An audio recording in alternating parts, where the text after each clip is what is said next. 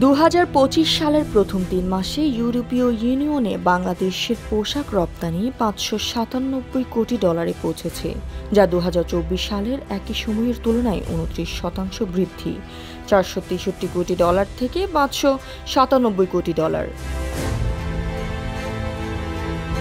এ প্রবৃদ্ধি বাংলাদেশকে ইউরোপীয় ইউনিয়ন বাজারে দ্বিতীয় বৃহত্তম রপ্তানিকারক হিসেবে প্রতিষ্ঠিত করেছে, যেখানে চীন $৬৬৭ কোটি রপ্তানি করে শীর্ষে রয়েছে।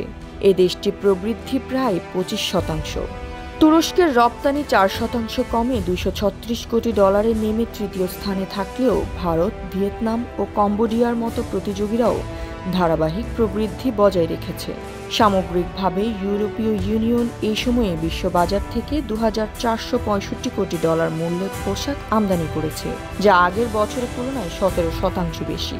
এই সাফল্যের পেছনে ইউরোপীয় ইউনিয়ন অর্থনৈতিক পুনরুদ্ধার এবং বাংলাদেশের উৎপাদন দক্ষতা মূল ভূমিকা রেখেছে।